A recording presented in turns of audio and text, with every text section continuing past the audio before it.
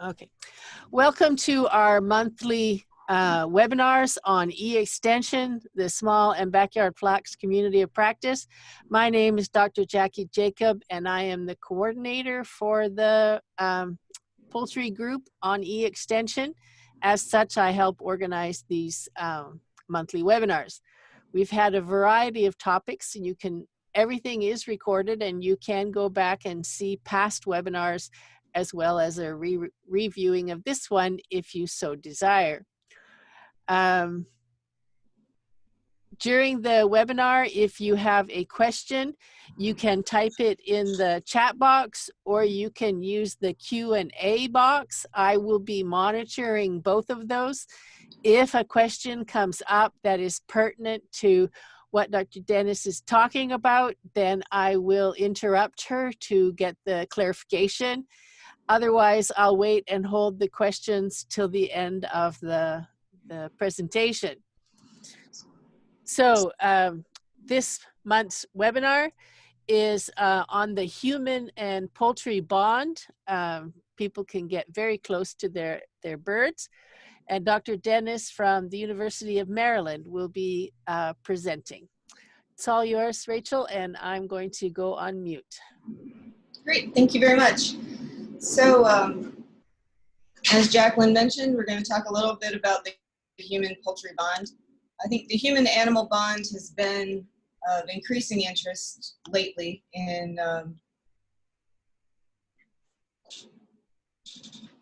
therapy, as well as sort of as a general,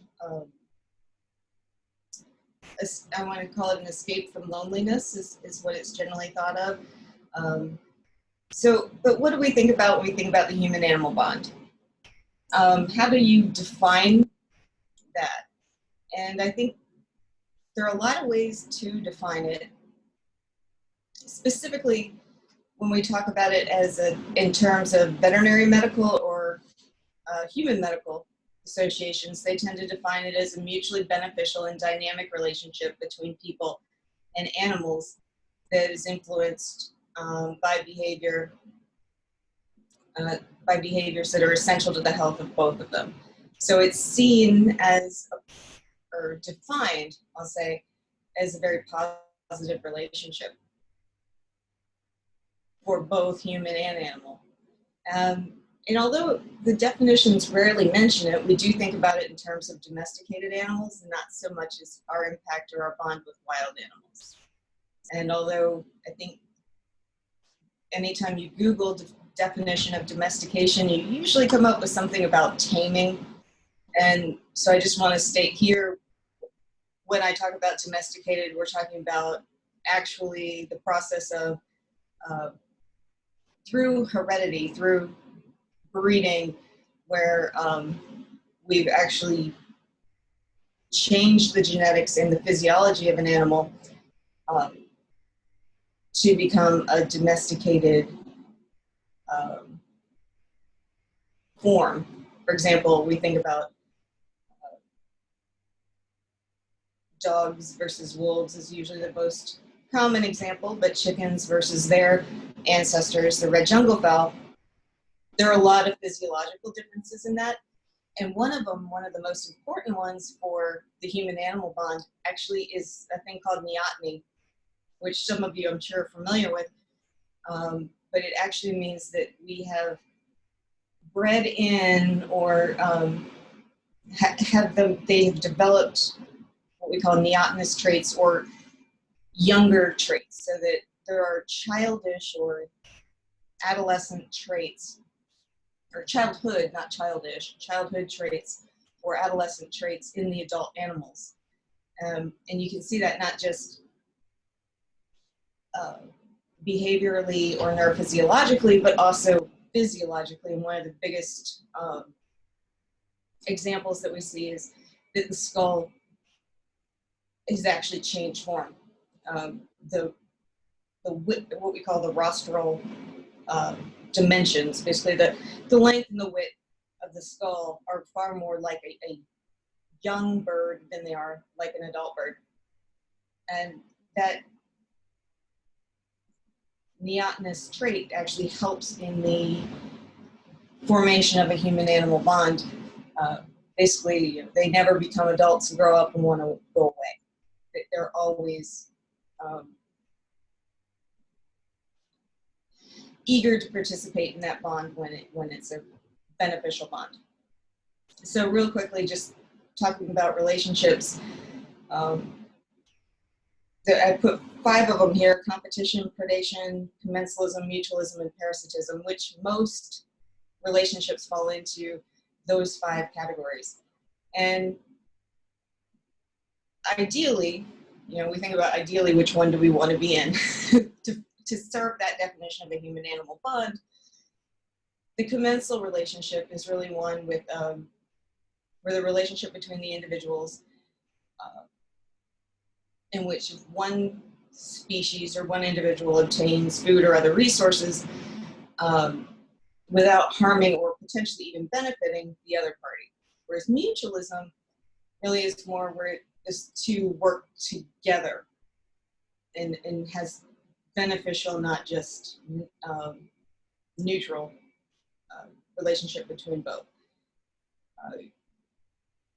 You know, you think about when you see a bird on the back of a hippopotamus, for example.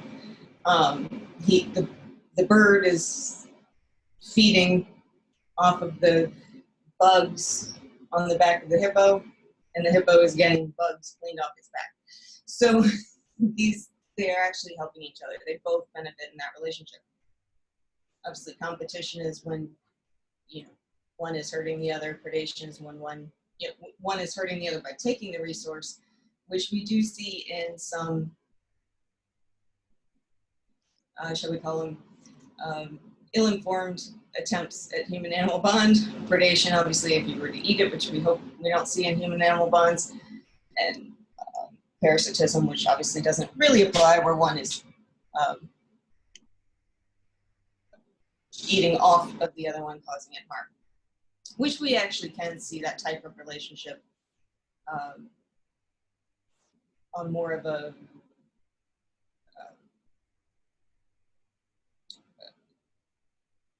again, you can see that in some negative attempts at human-animal bond.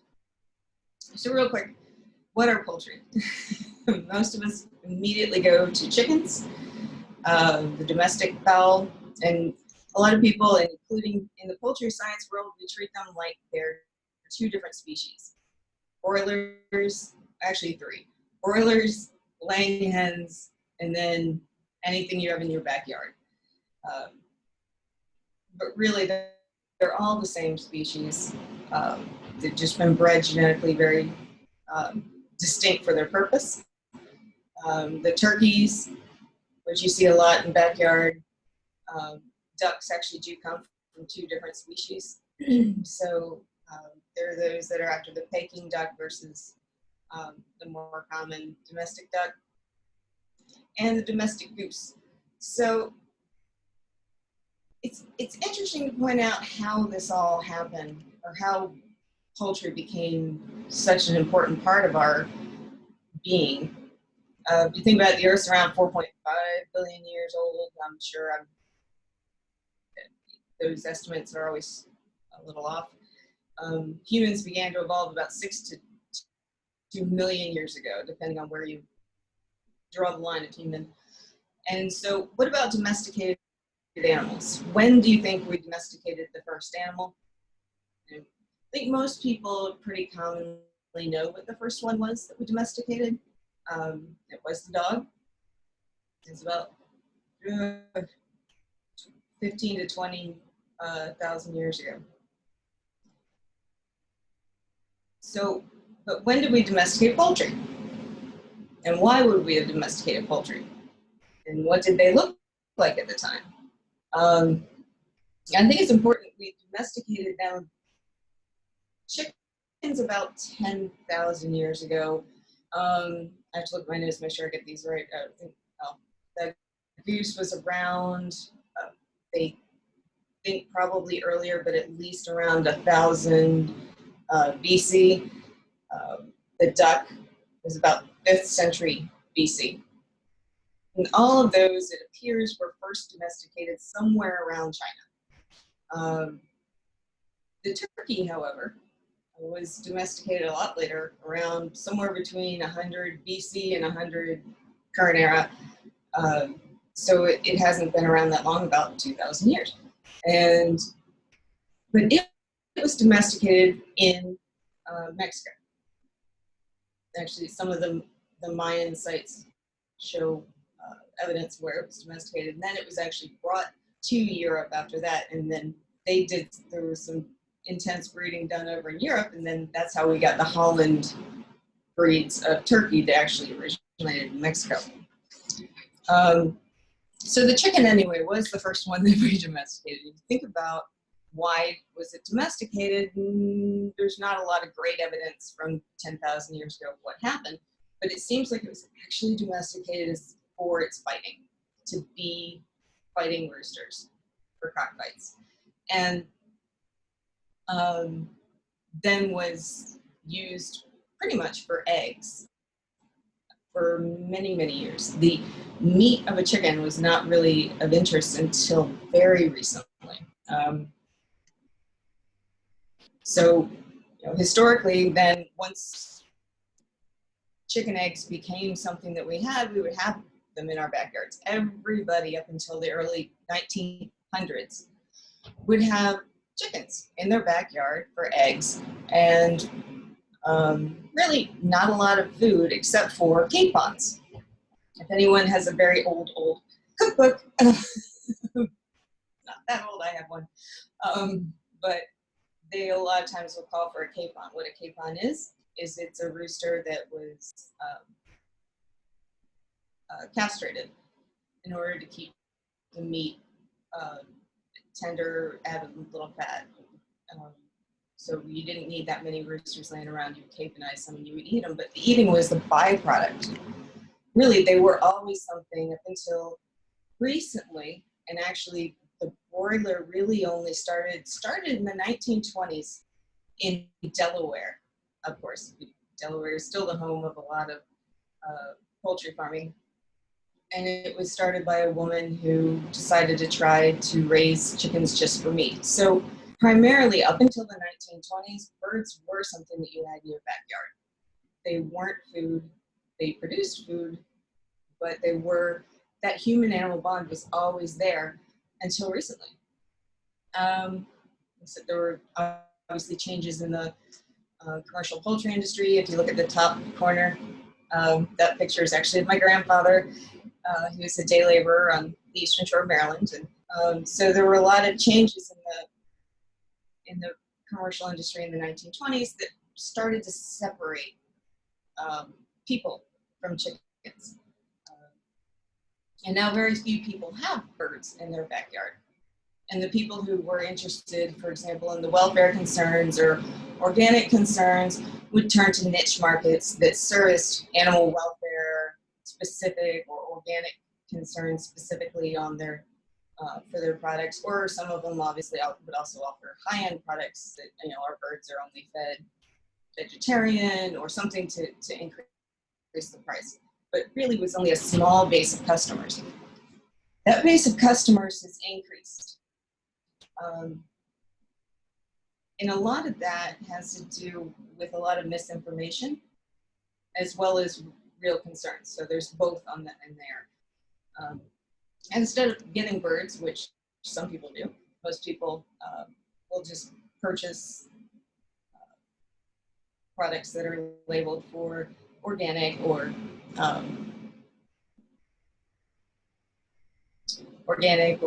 welfare friendly. But that brings up the point of we have an isolation, but we still have that human-animal bond to some degree, especially for the people concerned with animal welfare, that there's a societal human-animal bond. That poultry has grown with us as a civilization for 10,000 years. So there's sort of a look at it in that way. But now the commercial industry has taken over. Since that market has grown, a lot of these animal welfare friendly labeling and organic labeling, which leads to a lot of lack of communication because it's no longer a small farm. a small niche market. So that brings us to really where we get into the direct human-animal bond, the backyard birds. So there's sort of a difference. We've got the gamut, the hobby farms that are still making a small income, marketing directly to restaurants or to small niches that they can sell to. Then we have the small backyard birds for people who have a little ranch or just enjoy having 3 to 10 to 12 birds. Well, there's a hobby farms closer to 1,000, usually upwards of 5,000 birds. And then there are the pets, the people who have 1 or 2 chickens. They bring them inside. They get the chicken harness here. I've seen people walk chickens. But all of these have an increased level of human-animal interaction.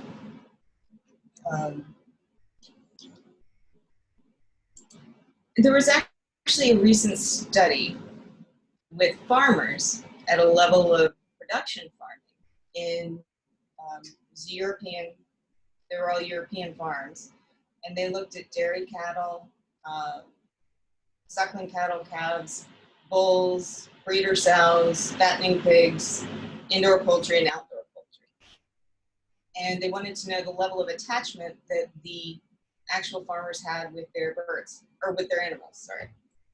And what they found was they rated them as attached attachment, concerned attachment, concerned detachment, and detached attachment. In other words, they just didn't have that much concern outside of their money.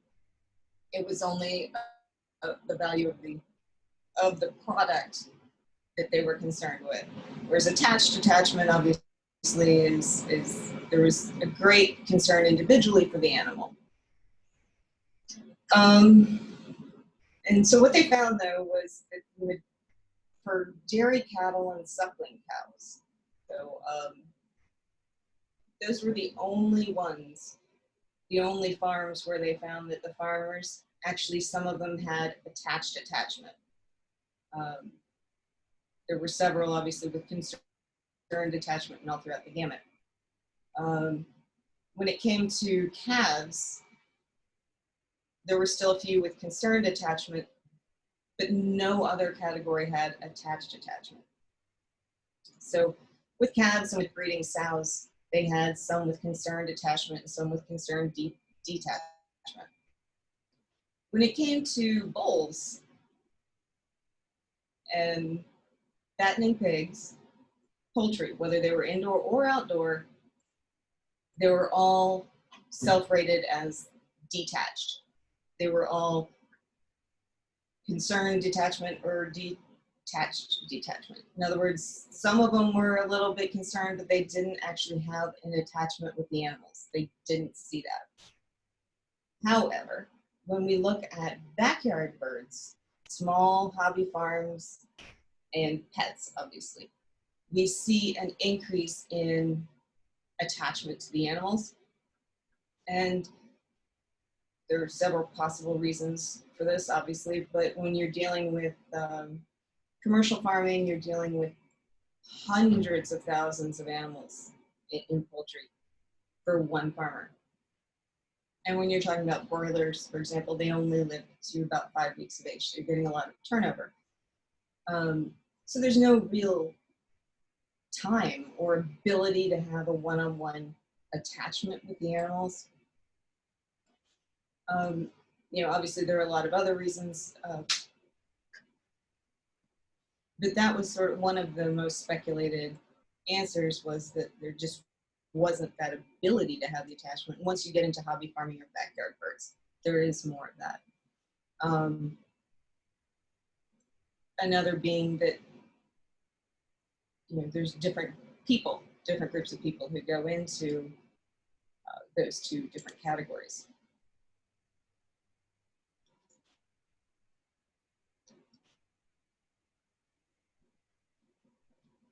So even though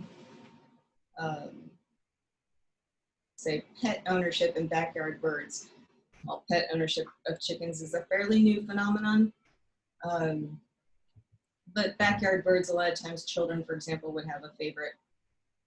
And so it would sort of become a pet. But backyard birds has been on a steady decline for 100 years. But you are starting to see these little peaks of resurgence. And there are concerns with that, sometimes with biosecurity issues. But right now we are on a bit of a resurgence of that, mainly for the human attachment is what's driving it this time. So what are some of the qualities that they've determined increase that human attachment with chickens over other animals? One of them is that they can be trained. And I looked for it. And I cannot find my video of a woman who's actually clicker trained her chickens. But they are trainable. They are personable, so that neoteny in the birds has a tendency to bring down the aggression, which makes them great for the human-animal bond. When we talk about the human-animal bond, we can talk about it in terms of the individual or the group, the societal connection. But I think for this, I'm going to try to stick mainly with the individual. And some studies have found that the Havre Institute, looking at that human-animal bond with all animals. So that was everything, birds, horses, dogs. They found that $11.5 billion is estimated to be saved on healthcare costs annually by the benefits. The benefits of pet ownership include, but are not limited to, a lot of, they are primarily mental, not mental, but psychological. A reduced feeling of loneliness, reduced signs of anxiety and depression,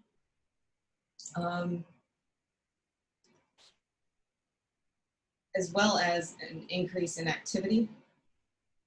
Now, some of that obviously is activity dealing with the pet. So an increase walking if you have dogs, increase going outside to feed your chickens, an increase in just activity directly with the animal, but there's also an increase in neural stimulation in interacting with animals. Now, there are direct implications of the human-animal bond on specific psychological disorders, but just for people who have not been diagnosed as anything, they still see that increase, like I said, those benefits, along with a benefit of reduced stress and increased immunocompetence. So by that, reducing all those negatives, reduced depression, reduced loneliness, you see an increase in immunocompetence. So pet owners do get sick less often. That does not include, of course, being allergic to your pet. So how many people would you think consider their pet as a member, pet or animal? This includes backyard birds as a member of the family.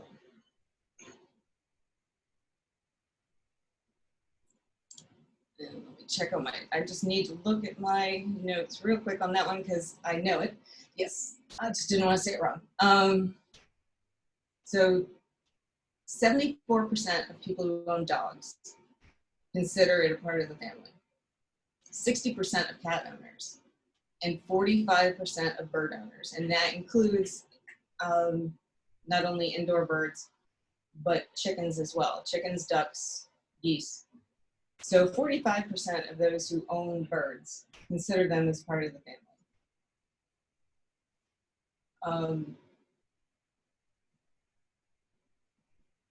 There's also shown to be an increased longevity among those who own animals. So you actually live a little bit longer if you have birds in the backyard or dogs in the house. And if you're allergic to dogs in the house, then birds in the backyard is great. Those two allergies actually are very seldomly coexisting. They're very different allergies. So you rarely, but you sometimes do see people who are allergic to all forms of dander and dust. But generally, those two are distinctly different allergies. We also see an upwards trend in spending on our animals, all animals. I showed you the picture before of the chicken in a harness. That's actually not a bad seller on Amazon.com. So we love to spend money on our pets, and it makes us feel better. Like I said, they're shown to improve the symptoms of numerous psychological disorders. So I want to talk about a couple of those, and if you guys have any questions about specific ones, please put it in the comment box. Because I'm just going to go over a few. One of the ones I think that most people think about is depression and anxieties, which these are animal bond, whether it's a therapy animal or just a pet or a backyard bird. They are very beneficial for improving symptoms of depression. One of the biggest statistics on animals is that they reduce the feeling of loneliness. And they can reduce the feelings of despair. So having an animal, and that includes birds, really does benefit in the area of depression. Anxiety is another one. People often want to take their therapy animal on the airplane because it reduces anxiety. And those who are afraid or anxious around flying or people, this helps them. And again, it's that feeling of support and emotional support and a direct contact. Also, there is evidence that petting, even a chicken, has a calming effect on not on the cortex as well as on the hypothalamus and thalamus areas, which are oftentimes heavily involved in stress response. The HPA axis, hypothalamic pituitary adrenal axis, is that thing that's involved in regulating corticosterone, and the hypothalamus can be soothed by the very act of petting an animal, and it didn't seem to matter what animal that was. There was no statistical difference between species. Another great one came out wrong. Another great example of something that people might not think about is autism, especially in children. Therapy animal research in autism really spiked about 10 years ago. It started, and maybe about 7 years ago, it really became a big thing, because what they found is that an animal, and it didn't seem to matter. So children with dog allergies, or they couldn't have a dog in their house because, maybe they live in an apartment or whatever, they were giving guinea pigs or chickens or ducks. And any animal that was calm and would stay to be pet. And what they found is that children with autism, while they were petting the animal, were more likely to be social around other children. So, and it wasn't just, hey, I want to pet your animal. It was a social lubricant that calmed them. They found 94% of parents who of autistic children who also had a dog reported that their children were heavily bonded to the dog. And in families without dogs, they found that about 70% of autistic children stating that they were that they heavily liked dogs. So I guess that particular study was done in dogs, but they have found that it doesn't matter what the animal was in social therapies with children and getting them to interact more with others. It also increased eye contact, which is something that is heavily encouraged in therapy for children with autism. So the question is, what makes a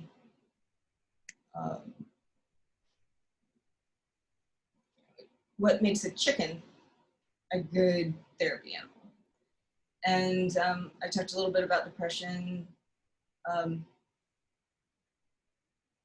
A good therapy animal or a good animal for the human-animal bond. So like I said, passive care is kind of that just ownership where they're good for you. You may not have been diagnosed with any sort of psychological disorder, but still they're improving your quality of life as well as your physiological health and longevity. And then, like I said, they can be used for active treatment. Another one that we don't think about a lot is that is starting to become increasingly studied is PTSD. PTSD encompasses a lot of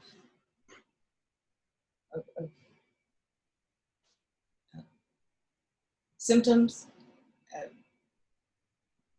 Therapy animal is not going to cure, obviously, PTSD or autism, but it is very helpful in reducing symptoms, especially it was shown to reduce suicidal thoughts and actions in PTSD patients. So there's a lot of reasons why that might be. Some self-reported that it was that something was relying on them, and others that it was a calming impact in someone who sort of a relationship that brought them a lot of pleasure rather than it being an obligation. Obviously, they're used a lot in childhood traumas, acute traumas. Therapy dogs are the most common to be taken to events. People think about a school shooting, generally speaking, then the next thing people come in with therapy dogs. And they're actually not used for the children as much as they're used for the first responders. So anyway, what makes chickens great? And one of them is that they're calm. So again, it's that neoteny. So in domesticating chickens, we didn't actually domesticate the other birds. Your caged birds are very rarely actually domesticated. They're more tame. So they haven't gone through a lot of them breeding that separated them from their lineage, from their parental lineage. They are the same species. Chickens are not the same species as red jungle fowl. So we actually have bred into them a lot more calming, a lot more ability to create and maintain that bond because of that childlike demeanor or neurophysiology that translates into childlike behavior, where you can take on almost the role of I don't want to say parent, but an authority figure that they are going to see as protection, giving food, obviously.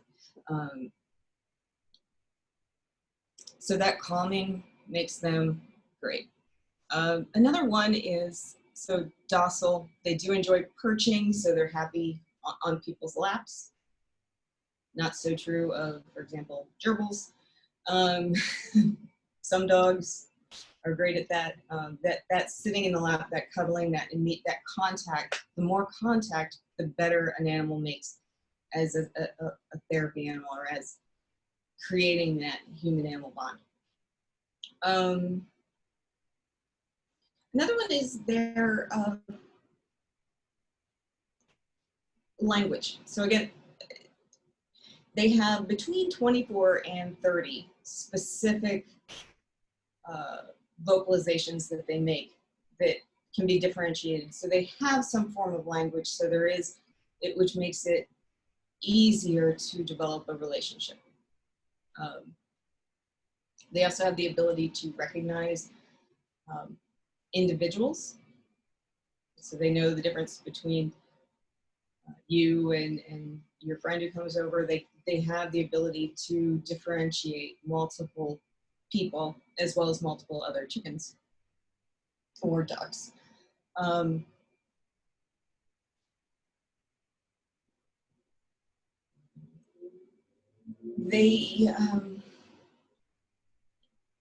There was a study done of actually even Alzheimer's patients, and having them either make contact with an animal or watch fish. And they watched, and actually just watching fish, watching that movement, which could not be replicated by the fish screensaver, increased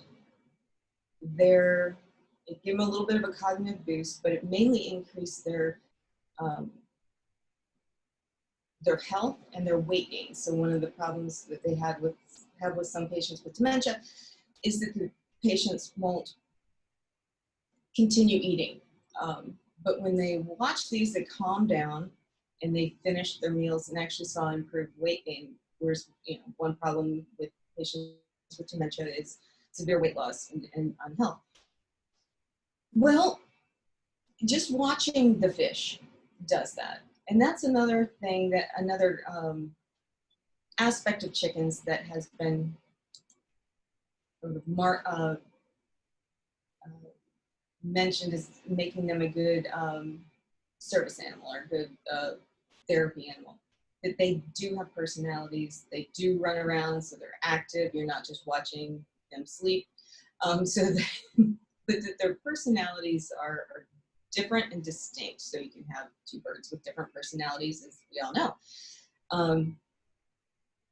So that they're kind of funny, and their social interactions with each other are interesting. They're chatty with each other, and all of that increases our attention, gives us a slight cognitive boost, and just that non-touch part of chickens makes them very good as service animals, or as emotional support animals. And I think that came out of a study from an emotional support group called, I think, Emotional Support Animal. Anyway, I'd have to look, but it was a questionnaire that was given out by a group that is a proponent of emotional support animals. I think it's ESA doctors, but I'm not sure. And down here are actually 2 links to Instagram of people who have therapy animals that put them on Instagram, but I may or may not be able to show that to you.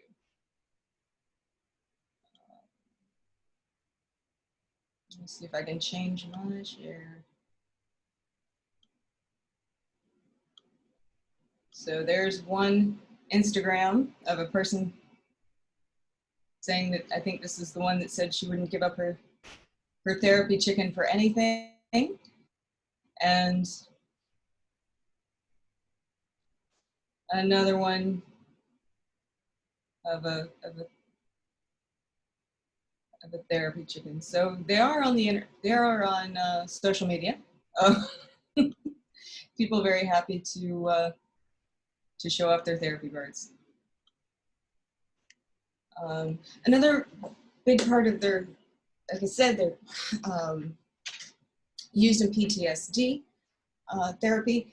So one program that they have been pushing, the USDA has been pushing through the USDA Farm Credit and Farmland Conservation Programs, is the Veterans Farmer Programs. New farmers, there's the website for that. So they are actually encouraging and helping, aiding veterans to become farmers. There's actually also another program on beekeeping, which there have been more studies on the bee farming and PTSD that show that bee farming is actually very helpful for as part of a therapy for people with PTSD. And so, as I mentioned, there are a lot of therapy applications. I don't know if you remember this picture of the peacock that got on an airplane and upset a lot of people because there was a peacock on the airplane. He was a service animal, a therapy animal. And let's just say the other passengers did not find it appropriate to have a peacock on an airplane. So I think that's one of the problems with therapy applications. Another, it's much like people who are allergic to horses or to dogs and need a seeing eye animal. So there are people who have seeing eye ponies, little miniature horses, and they end up coming into all kinds of conflict over logistics. And that is one problem with birds as therapy animals, if you need them with you when you travel, or etc., is that they really have cracked down on therapy animals being used or being taken on airplanes, and especially non-dogs. If it's not a dog, they're less happy to have it there. Like I said, there are many, many benefits of poultry, and one of them being that it's in a different allergy class. So if you are allergic to dogs, or you just don't like dogs, or afraid of dogs, chances are chicken's not going to do that much damage. Pretty low risk as far as hurting anyone. Obviously, there are some pecking they can do. If you get a rooster, they can do a little damage. But your average hen is a low risk animal. They're small, so they're easy to carry. They provide a lot of that contact, that body to body contact. They allow a lot of petting, so they're perfect for all of the benefits that we're looking for in human animal bond relationships. Their longevity is a plus or a minus, depending on the way you look at it. They don't live as long as dogs.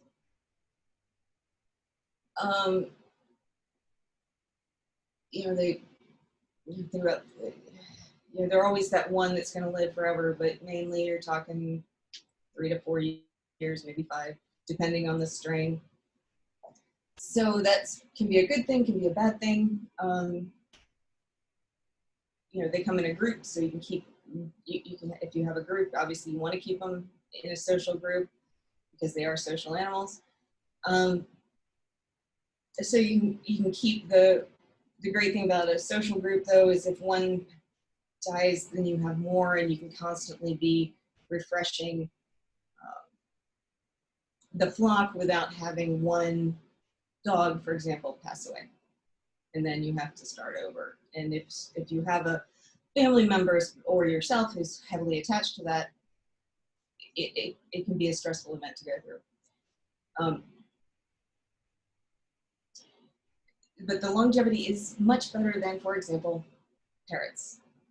A lot of parrots, some of them live 50 years or better, and people don't expect that, and they don't know what to do with the animal when the owner passes away or they no longer want it.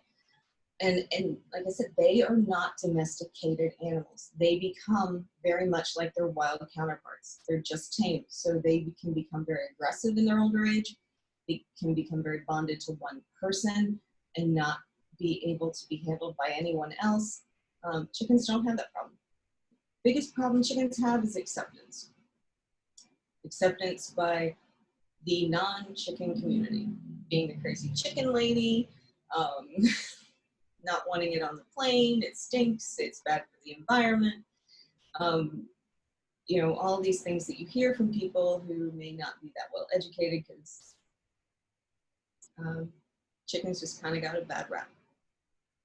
So that's all I have for you. If there are any specific questions on any specific thing, I'd love to answer it. No questions have popped up so far, but if you have any questions, please put them in the chat box or the Q&A, and Rachel will take a look at them. I've put in our Facebook page. Please feel free to check us out on Facebook. And we also have a page where we post all of the past webinars that you can see, as well as different articles on a variety of different topics. Next month's webinar is on raising replacement pullets. So I'm not seeing any questions, Rachel, so thank you very much. You did a very good job. It's very interesting to hear about it. I remember the autistic boy in Florida that fought to keep his chicken when the regulations were against him. So thanks everybody for joining. I'm going to close the thing down now, and the recording should be up shortly. Check us out on Facebook and it will tell you when it's posted. Thank you very much, Rachel. Thank you.